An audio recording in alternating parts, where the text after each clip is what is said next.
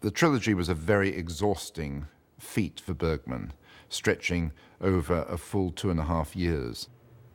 I think that he felt that he could abandon, finally, or perhaps come to terms with the religious baggage of his past, because Bergman was, of course, the son of a pastor, a minister, who rose to become the advisor to the Queen in Sweden. And so he went around as a boy through these churches and was inured not only to religious practice, but to the very strict way of life that went with it. And he spent his early part of his life completely rebelling against this, but not being able to come to terms with it.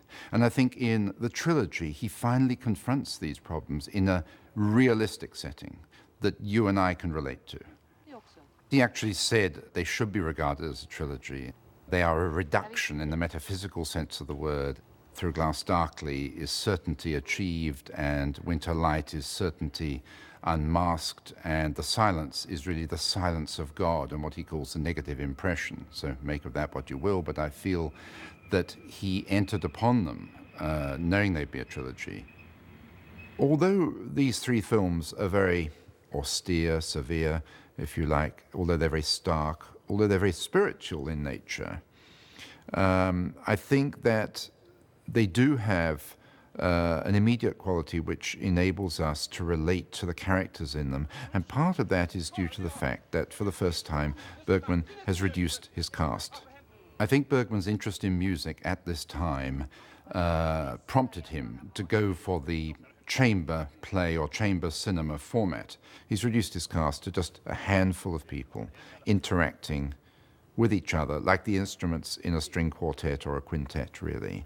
And each plays off the other. So we get to know these characters possibly more than we do in some of the bigger canvas films of the 50s in Bergman's career, like Smiles of a Summer Night, which has all these wonderful people in it. But perhaps we're not so close to any single one of those as we get to Thomas in Winter Light, or Esther and Anna in The Silence, or to David and Karin in Through a Glass Darkly.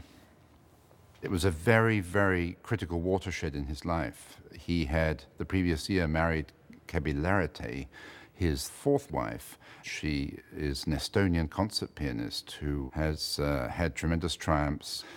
She was a friend of Bartók. She was a friend of Stravinsky, and Bergman met these people through her. He dedicated Through a Glass Darkly to her. And there are so many things in it which are musical. He, I think, renounced a lot of the expressionism of the 50s that he'd been known for, these very, very elaborate, strong effects in films like The Seventh Seal. I think it was a positive move, and a number of things came together that enabled him to achieve that. Number one, he decided to use Sven Nykvist as his cameraman. Gunnar Fischer, who we all know from the great films of the 50s, like Smiles of a Summer Night, Seventh Seal, Wild Strawberries, and so on, was working for Disney in early '59. And so Sven Nykvist was taken for The Virgin Spring. And Bergman was so impressed by his location filming for that picture that he decided to ditch Fischer. And there was quite a big row between them, a lot of ill feeling, because they'd been together since the 40s, Gunnar and Ingmar. And Sven Nykvist brought to Bergman's work a clarity, particularly in the outdoor scenes. He liked to use real light, whether it's the light of twilight or it's the light of dawn, whereas Gunnar Fischer was a master of the studio lighting.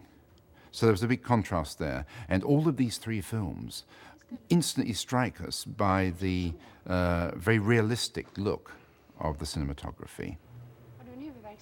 The next thing that happened was that when they were scouting locations for Through a Glass Darkly, they went up to the north of Scotland and they thought they would find a place in the Orkneys, and they didn't. And then someone suggested the island of Fura, just a little bit north of Gotland, which was off limits for many, many years because it was used by the Swedish military. And they took a ferry across on a winter's day, and it was pouring with rain, but he just fell in love with the landscape and the shoreline with its extraordinary rock formations. And he didn't move there for some years, but when he did go, he remained there for 30 years, and he still lives there today. So he decided to use that as a location. And I think that, again, contributed enormously to this new look that we associate with the trilogy.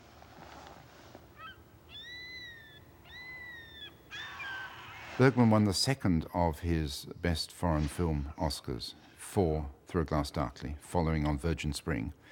And I think that was probably the absolute apex of his career before those films came out.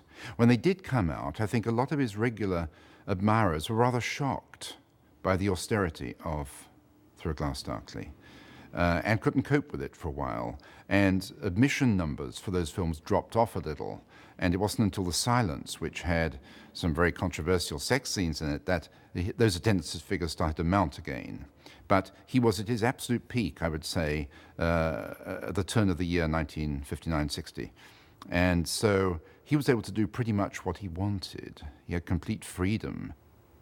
Bergman announced that he was going to take a year off to study the music of Johann Sebastian Bach. Well, he never did, but he studied him anyway and has always been a really keen music follower, and once said in an interview that had he not been a filmmaker, he would have liked to have been a conductor.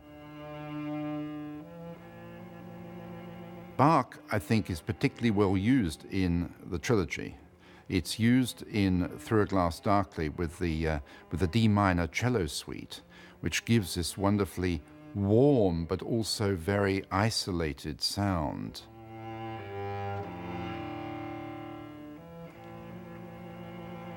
Harriet Anderson gives one of the great performances in Through a Glass Darkly, as she would a decade later in Cries and Whispers. She had had a very interesting career with Bergman. First of all, she had a love affair with him in the early 50s. She'd made two terrific films with him, Summer with Monica and The Naked Night, where her real eroticism just comes right off the screen. She had none of the artificiality of early 50s heroines. But then she went off and married a farmer down in the south of Sweden and just vanished from the screen for some years. And Bergman took her back, as it were, some 8 years later for Through a Glass Darkly. And boy, she really lived that part, almost to a method degree, as though she was a method actress. She manages to throw into the shadows an actor as forceful as Max von Sydow in their scenes together.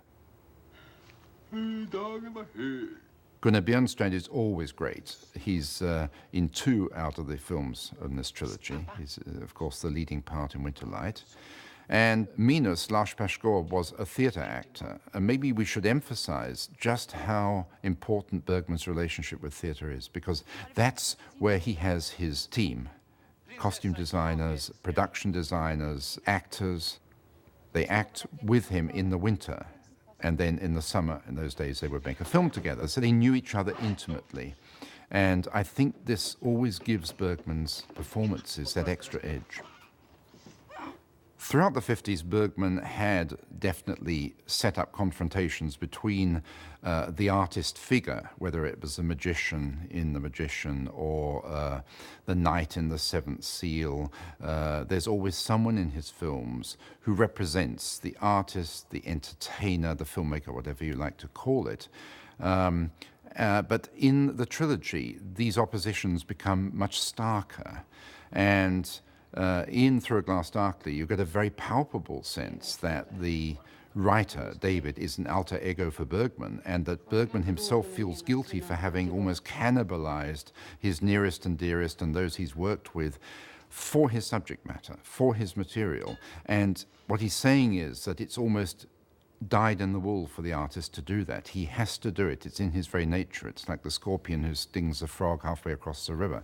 And that is the nature of the artist. But that doesn't allow him to be forgiven easily. There's very little external religious discussion in Through a Glass Darkly, except in the final sequence where the son asks his father, what is God? What's the meaning of God? And the Guinevere Strand character tries to answer him and comes up with this rather pat description of God as love in all its forms. But I think the religious elements are there under the surface. And there's a very good scene when David, who comes home from Switzerland after an author tour and brings presents for all the family, but clearly there's a tension in the air because he's obviously been away too long and always goes away too long. And he realizes he's been a failure. He realizes also that, which we don't know at that point, that he's been exploiting his daughter's schizophrenia for his own next novel. He goes into the house to look for some tobacco, and he starts sobbing, and he holds his arms up as though he were on a crucifix. It's not too obvious, but it's there, the symbolism, if you want to find it. So that's a typical example, I think, of how the religious undercurrent still goes through Bergman's work. And the whole point of the film is looking for God through family relations and trying to reconcile with your family, and in so doing, perhaps coming close to the nature of God on earth.